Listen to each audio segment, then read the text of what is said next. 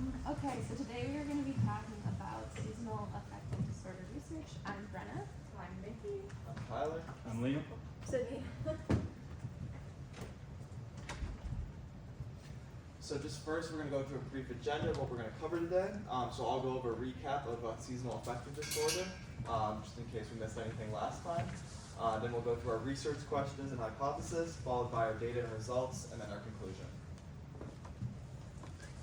So all of us here at NMU, whether we think about it or not, have experienced seasonal affective disorder in at least some sort of way, whether it's just being cold and being sad a little bit, or I mean, we've all been here in the winters, we know how hard it is. And seasonal affective disorder is also abbreviated as SAD if you're unaware. So when picking this topic, we wanted to pick something that would take advantage of all the unique aspects of our sample population here at Northern Michigan University. We also wanted to pick something that was important to the student body, as well as something that really was important to us in this time at campus as well. So as we all know, Northern Michigan University spends most of our second semester in winter. In fact, we even call this our winter semester instead of a spring semester like other universities. So this means that those that are diagnosed with seasonal affective disorder will actually experience this, all of their symptoms for half of the entire time they're a student here at Northern Michigan University, which should be a big thing that the university as well as everyone in general cares about. We also saw this as a special situation for this research project because due to the environmental factors of being this far north, some people compared to their previous schools may experience symptoms more, or undiagnosed people may experience symptoms they never have before.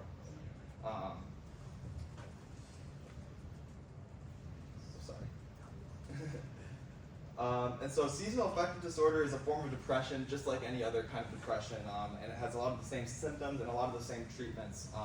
However, it can be treated by more light things such as just dietary adjustments or exercise.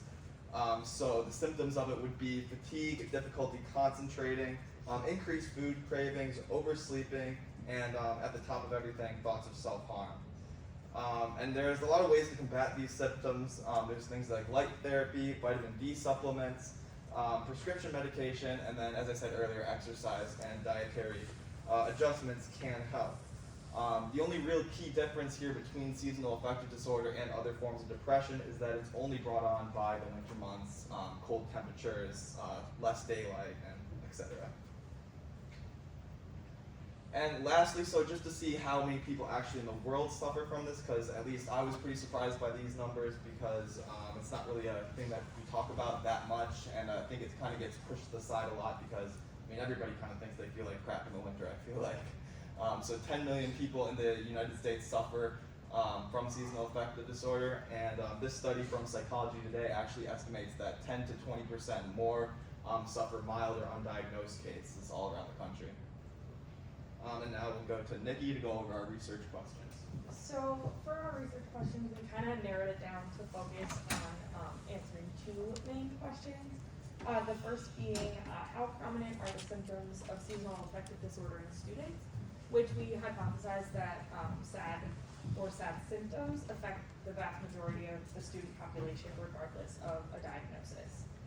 And then for our second question, we wanted to see if there was a correlation between physical activity during the winter, having a way to alleviate some of the symptoms of SAD. And for this one, we hypothesized that students that participate in physical activity during the winter are less likely to experience these symptoms. And moving on to the sample plan, our goal was to target college students at Northern Michigan University.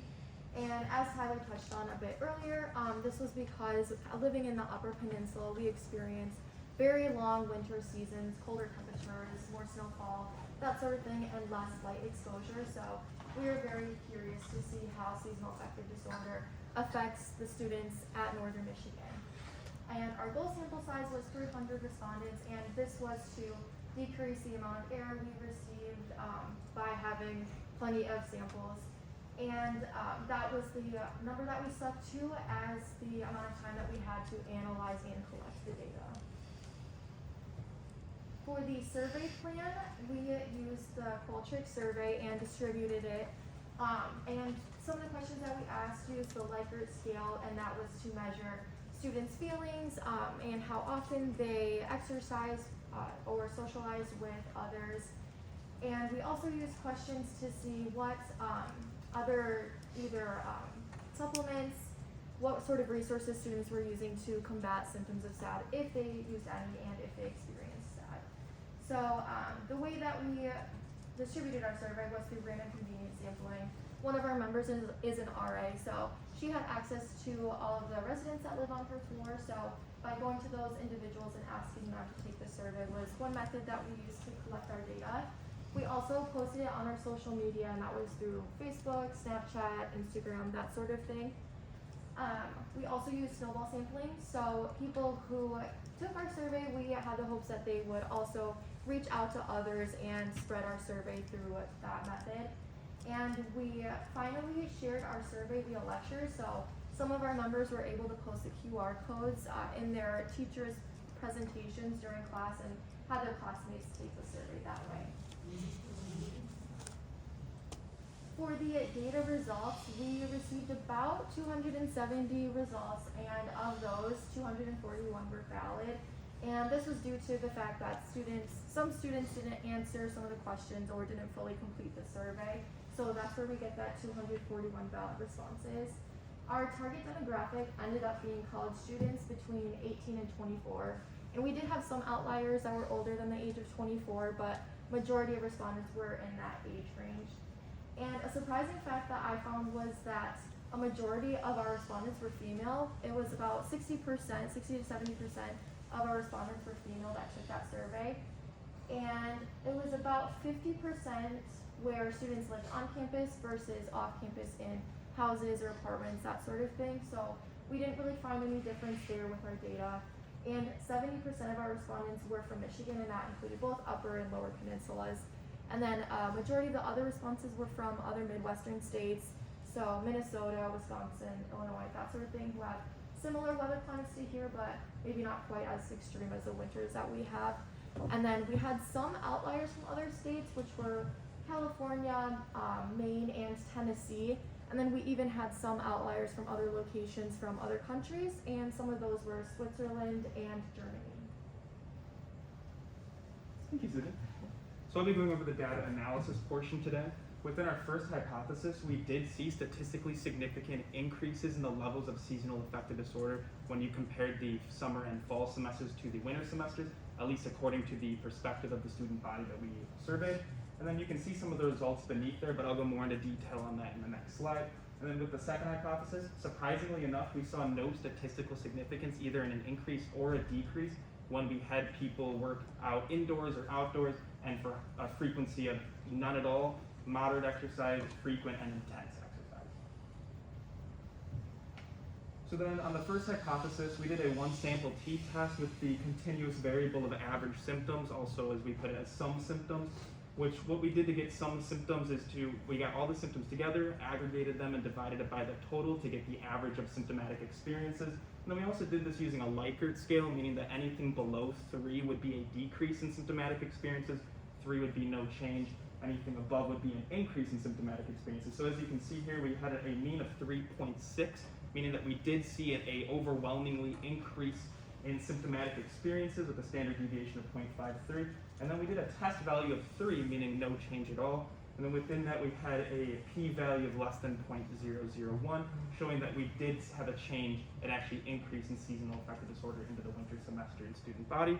Then to the next hypothesis, we had conducted 2 one-way Anova tests. And the way that we did that was, one, we did all indoor exercise, and we did it for every single symptom. Now, I didn't list all the symptoms here, but the symptoms that we did include were feelings of hopelessness, fatigue, difficulty concentrating, increased food cravings, loss of appetite, oversleeping, thoughts of self-harm, anxiety, and irritability. But none of those had any significance associated with them. But when we looked at irritability within the indoor group, we did get a near significance between the first and the second group, so people who didn't work out at all versus 1 to 3 times a week. We had actually an increase in irritability from people who worked out 1 to 3 times a week, surprisingly enough. But then when you moved on to the 5 times plus a week, we had a decrease from that point from the 1 to 3 to 5 plus, but neither of those were significant. They were both above 0.05. But when we moved into the outdoor group, we did actually get some significant results. When we looked at fatigue, we saw between the second and the third group, so the 1 through 3 times a week to 4 through 5 times a week, we had a decrease in fatigue, and that was a 0.053 p-value. By the way, it's the middle column, that's our p-value. And then with the increased food cravings, we noticed that between the second and third group, we had a decrease to the third group, and that was a p-value of 0.004. So that was the only one that we were like, for sure people had decreased food cravings when they worked out excessively. And we think that the results might have come out this way for numerous reasons. The first being we didn't have reached the goal of 300 respondents. We only had about 240, so we think that might have skewed our p-values. And also the wording of the questions, I think, played a role. We didn't specify the intensity of the exercise, so people who maybe considered going for a walk as an exercise outdoors would say, oh, I do that 5 times a week, versus we're asking more about people who do actually intense exercising. And I'll be handing it off to Brenna, and she'll be saying our conclusion. Yeah, to wrap it up, we chose SAD because we saw it as an issue on campus, and we were interested in seeing how our students were affected by it and just how they felt about it in general.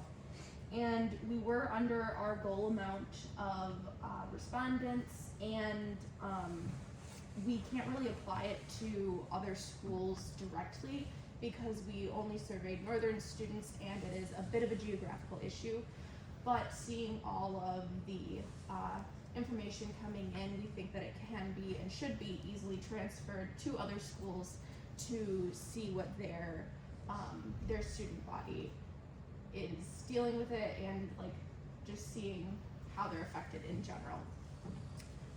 So for hypothesis 1, we were able to conclude that there is a statistical significance with an increase in level of SAD from fall to winter semester.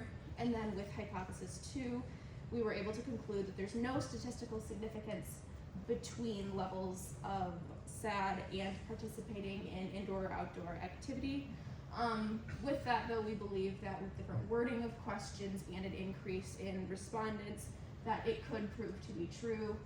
And lastly, to kind of wrap it, we can see that the school's resources are ineffective when dealing with students coping with SAD, whether that be the resources that we have are not working or that students don't know that they're there to utilize them.